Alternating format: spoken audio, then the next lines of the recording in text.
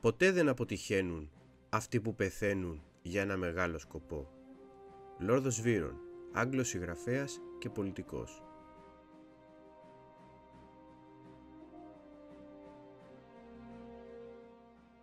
Κεφάλαιο 26. Το βόλι της ελευθερίας. Είδαμε στο τελευταίο επεισόδιο πως με το θάνατο του Καραϊσκάκη η Επανάσταση βρισκόταν ένα βήμα πριν την κατάρρευση και οι Οθωμανοί αγκαλιά με την νίκη. Ο Τζόρτζ και ο Κόχραν είχαν αναλάβει να σώσουν τον αγώνα, αλλά κανένας από τους δύο δεν θα τα κατάφερνε. Οι Δυτικοί θα απογοήτευαν τους Έλληνες. Όχι όμως και οι κυβερνήσεις τους.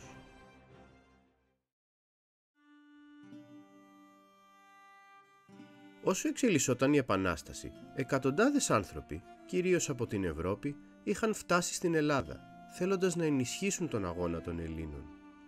Ποιητές, συγγραφείς, πολιτικοί, δημοσιογράφοι, πλοίαρχοι, γιατροί και στρατιωτικοί κατέφθασαν και διέθεσαν τις υπηρεσίες τους στον αγώνα, αφιλοκερδώς. Αυτοί ήταν οι Φιλέλληνες. Γερμανοί, Γάλλοι, Ελβετοί, Άγγλοι, Πολωνοί, Ισπανοί, Ιταλοί είχαν μέχρι πρόσφατα πολεμήσει ο ένας τον άλλο, αλλά για χάρη της Ελλάδας αυτοί οι Ευρωπαίοι είχαν αφήσει πίσω ό,τι τους χώριζε. Είχαν έρθει να προσφέρουν τις υπηρεσίες τους, να πολεμήσουν και να πεθάνουν για την ελευθερία των Ελλήνων. Οι άνθρωποι αυτοί είχαν εμπνευστεί από την Ελλάδα και τον αρχαίο της πολιτισμό και θεωρούσαν ότι οι Έλληνες ήταν αυθεντικοί απόγονοι των αρχαίων. Πίστευαν βαθιά μέσα τους ότι η Ευρώπη και η Δύση χρωστούσε πολλά στην Ελλάδα. Το όνειρο του ελληνορωμαϊκού πολιτισμού, εκείνο που είχε χαθεί με την πτώση της πόλης, επέστρεφε μέσω εκείνων. Οι άνθρωποι αυτοί ήταν ρομαντικοί, ιδεαλιστές. Κάποιοι προσέφεραν τις περιουσίες τους και πολλοί πέθαναν στην πρώτη γραμμή για χάρη όσων πίστευαν. Κάποιοι ήταν εξόριστοι ή άνεργοι και έφτασαν στην Ελλάδα με λιγότερο ανιδιοτελείς σκοπούς. Ήταν ανήκουστο όμως κάποιος ξένος να πολεμά για έναν λαό στον οποίο δεν χρωστούσε τίποτα. Ταυτόχρονα με τη συμβολή αυτών, πάρα πολλοί βρισκόντουσαν στο εξωτερικό, συγκεντρώνοντας χρήματα, υλικά και ανθρωπιστική βοήθεια μέσα από οργανώσεις. Αυτές οι οργανώσεις βρίσκονταν στις ευρωπαϊκές χώρες και ονομάζονταν φιλελληνικές επιτροπές. Πέρα από την υλική υποστήριξη, ενημέρωναν τους πολίτες τους για τις εξελίξεις.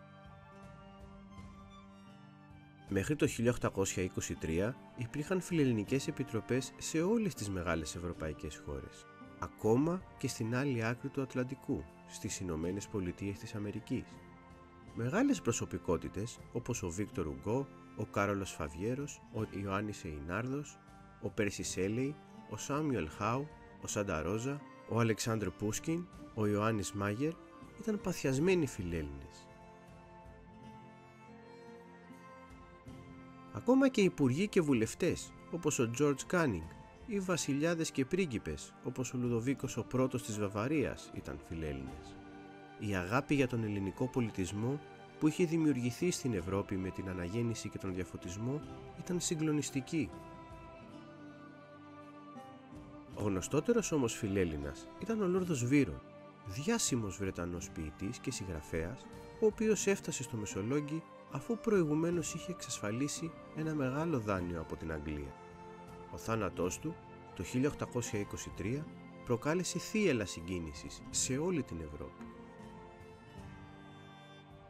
Πώς θα ένιωθαν άραγε οι κατατρεγμένοι Έλληνες λόγοι που έφευγαν από την Κωνσταντινούπολη αν μάθαιναν ότι 400 χρόνια ύστερα από την πτώση τα έργα που κουβαλούσαν και η γλώσσα που θα δίδασκαν θα ενέπνεαν την Ευρώπη τόσο ώστε να εξασφαλίσει την ελευθερία των Ελλήνων, διότι αυτό ακριβώς θα συνέβαινε.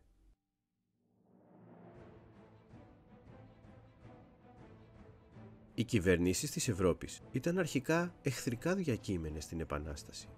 Είχαν μόλις τελειώσει με τους Ναπολεόντιους πολέμους. Επιθυμούσαν τη διατήρηση των ισορροπιών στην Ευρώπη και παρόλο που έβλεπαν τους Έλληνες με συμπάθεια, η πολιτική αυτή περιλάμβανε και την Οθωμανική Αυτοκρατορία. Η πολιτική τους όμως άρχισε να μεταβάλλεται όταν μετά τα πρώτα χρόνια της Επανάστασης κατέστη σαφές ότι η Οθωμανική Αυτοκρατορία βρισκόταν σε παρακμή.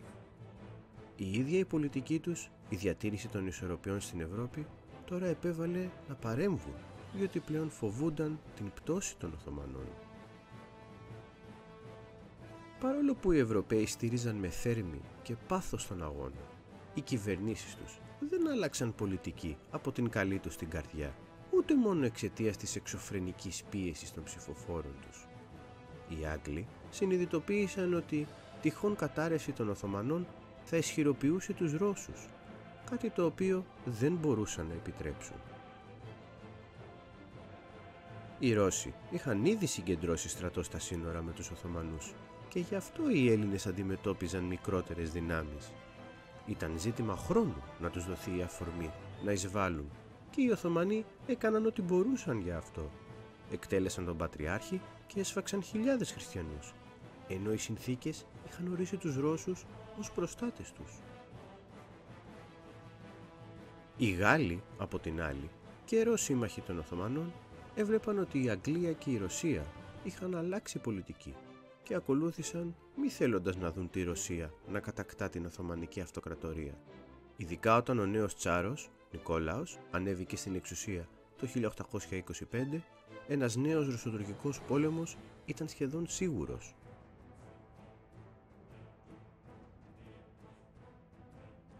Έτσι, οι μεγάλες δυνάμεις υπέγραψαν στο Λονδίνο το 1827 συνθήκη, η οποία ζητούσε από τις δύο πλευρές να κάνουν ανακοχή και να διαπραγματευτούν για τη δημιουργία αυτόνομου ελληνικού κράτους. Όμως οι Οθωμανοί κέρδιζαν τώρα και δεν τους συνέφερε ένας συμβιβασμός. Οι μεγάλες δυνάμεις τότε έστειλαν τους στόλους τους στην Ελλάδα, θέλοντας να επιβάλλουν με τη βία το τέλος των εχθροπραξιών. Όταν έφτασαν τον Οκτώβριο του 1827, βρήκαν τον στόλο του Ιμπραήμ στο Ναβαρίνο. Οι ναύαρχοι Κόνδρικτον, Δεριγνή και Χέιδεν τον διέταξαν να σταματήσει τις εχθροπραξίες. Ο Ιμπραήμ απάντησε ότι δεν μπορούσε να το κάνει, εκτός και αν τον διέταζε ο Σουλτάνος.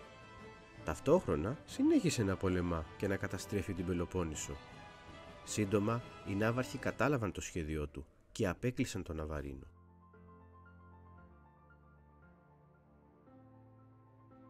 Όπως ακριβώς ένας πυροβολισμός θα μετέτρεπε τις 13 αποικίες στις Ηνωμένες Πολιτείες της Αμερικής, έτσι και τώρα ένας πυροβολισμός θα έδινε στην Ελλάδα την ελευθερία που τόσο ποθούσε.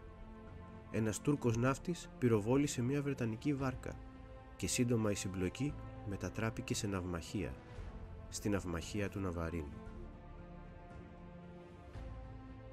Μέσα σε λίγα λεπτά, ολόκληρος ο στόλος των Αιγυπτίων είχε βυθιστεί μαζί με 6.000 ναύτες.